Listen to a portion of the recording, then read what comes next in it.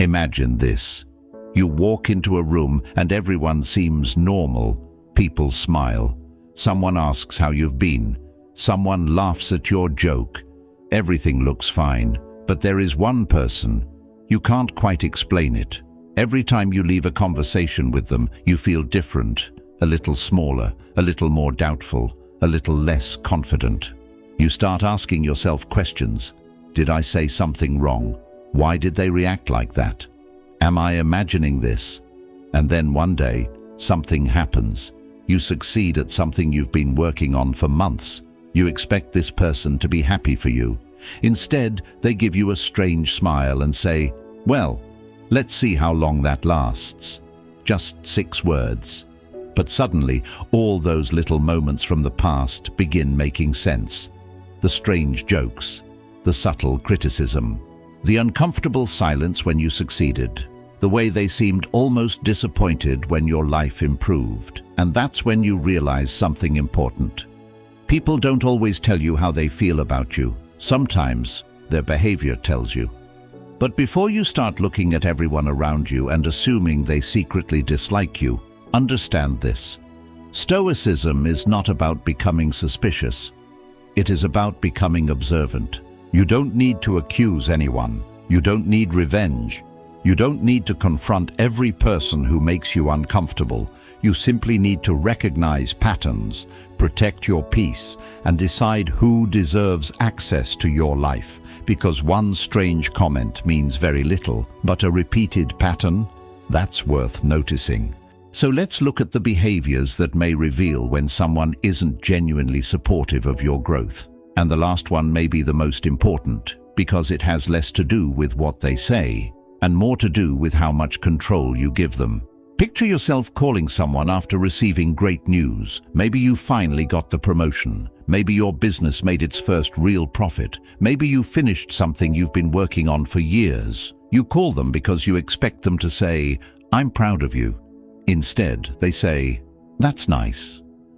Then they immediately explain why your achievement isn't that impressive. You probably got lucky. Anyone could have done that. It's not really that big of a deal. At first you laugh, but eventually you notice something. They don't seem uncomfortable when you're struggling. They seem uncomfortable when you're growing, and there's a reason this happens. Your progress can sometimes become a mirror for another person's insecurities. Your discipline reminds them of what they aren't doing. Your confidence reminds them of where they feel uncertain. Your success reminds them of goals they abandoned. But remember this. You are not responsible for making yourself smaller so someone else can feel bigger. Stay humble, stay grateful, but don't apologize for improving your life. You know the type. They insult you, then laugh. They criticize your appearance, then say they're kidding. They question your intelligence, then say, "Come on, you know I'm just messing with you." And maybe once it's harmless. Friends joke, families joke, people tease each other. But there's a difference between playful humor and a repeated pattern of humiliation. If the same person constantly turns you into the punchline, pay attention. Not because you need to become angry, but because you need to understand the relationship. A joke can reveal what someone is comfortable saying when they believe they can hide behind laughter. And here's the Stoic response. Don't immediately react. Observe. Because when you react emotionally, you give the situation control over you. When you remain calm, you get something much more valuable: clarity. This one can be difficult to recognize. You lose a job, a project doesn't work, a relationship ends, you make a mistake, and suddenly they have a lot of questions. What happened? Who was responsible? How bad is it? They want every detail. But strangely, there isn't much compassion in their voice. There is curiosity, almost excitement. And then comes the sentence. I knew this would happen. A person who genuinely cares about you can tell you the truth. They can warn you. They can disagree with you, but they don't need your failure to feel better about themselves. There's a difference between someone who wants you to learn and someone who enjoys seeing you lose. And you don't have to punish the second person. You simply have to become more selective about what you share. Not everyone needs to know your struggles. You say, "I finally started exercising." They say, "I've been doing that for years." You say, "I got a promotion." They tell you about their bigger promotion. You buy something you've wanted for years. They immediately show you something more expensive. You tell them about a goal. They tell you why their goal is bigger. Suddenly, every conversation becomes a scoreboard. But here's something mature people eventually understand. Life is not a competition with everyone around you. Someone else's success doesn't reduce yours. You don't have to prove that you're smarter. You don't have to prove that you're richer. You don't have to prove that you're more successful. The moment you stop competing for validation, you become incredibly difficult to manipulate. Let people race. You don't have to run. Now imagine you've decided to change your life. You're waking up earlier. You're exercising. You're reading. You're learning a skill. You're saving money. You're building something. You're becoming more disciplined. And then someone says, "Why are you doing all that?" You've changed. You're taking life too seriously. That's never going to work. Maybe they're giving you honest advice. And sometimes you should listen. But ask yourself a simple question. Do they challenge your plan, or do they challenge your belief that you can become better? There's a difference. Good advice helps you see reality. Constant discouragement makes you afraid to try. And sometimes the people who knew the old version of you become uncomfortable when you start becoming someone new. But you don't need permission to grow. You don't need everyone around you to understand your journey. Sometimes growth requires distance from the voices that constantly tell you who you cannot become. Here's a painful realization many people discover later in life. Some relationships aren't built on connection, they're built on convenience. When they need advice, they call you.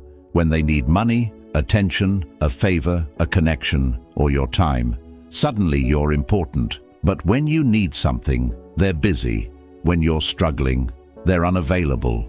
When you stop giving, their attitude changes. That's when you discover the difference between being valued and being used. And Stoicism teaches you not to measure your worth by how useful you are to other people. You have value even when you're not solving anyone else's problems. You don't have to constantly give in order to deserve respect. This one hits differently. Imagine you've spent years changing. You became more responsible. You became more patient. You stopped drinking. You stopped wasting money. You became disciplined.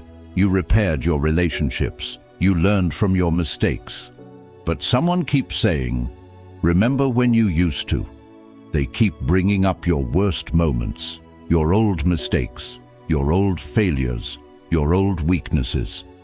It's as if they refuse to recognize the person standing in front of them.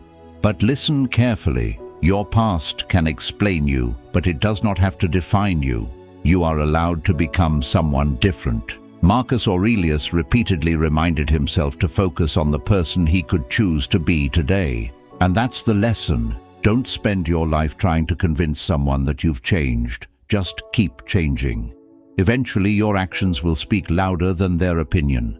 Now we're getting to the behavior that matters most, because maybe someone doesn't like you. Maybe they do. Maybe they don't. But here's the real question. Can they control your emotional state? Imagine someone knows exactly what makes you angry. They make a comment. You react. They smile. They make another comment. You become defensive. Now they have your attention. They have your emotions. They have your energy. And without realizing it, you've handed them something extremely valuable: control.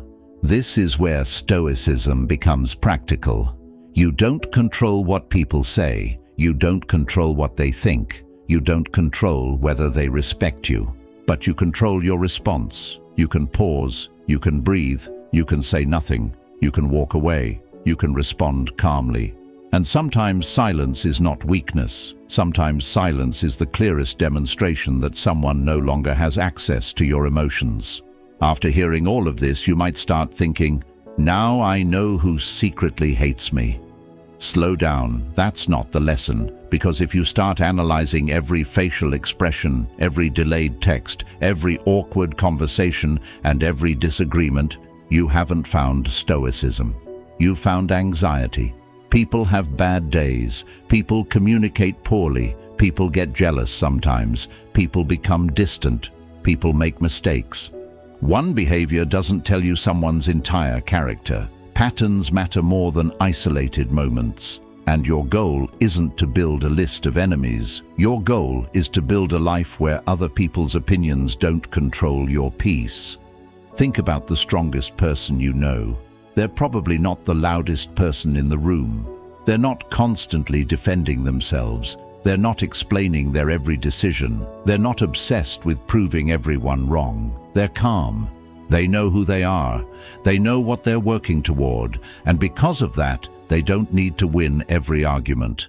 They don't need everyone to clap for them. They don't need everyone to understand them.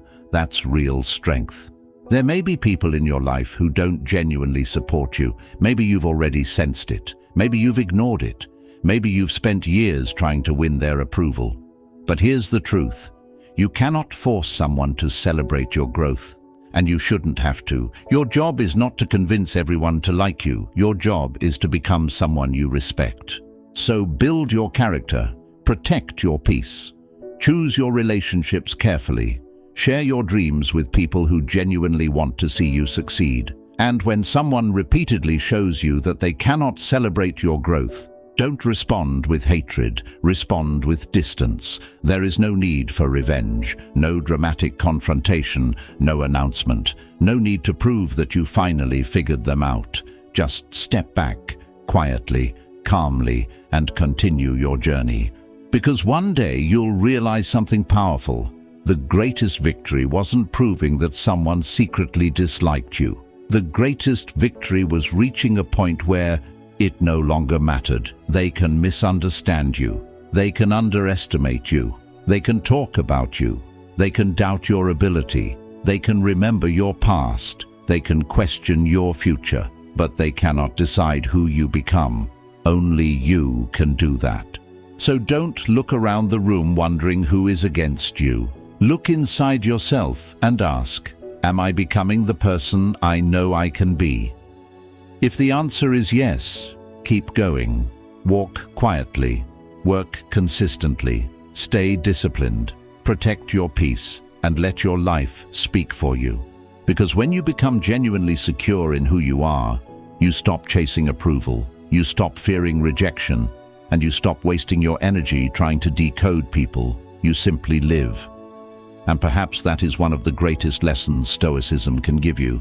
You don't need everyone to understand you. You only need the courage to understand yourself and the discipline to keep becoming better. That is your power, and no one can take it from you unless you give it away.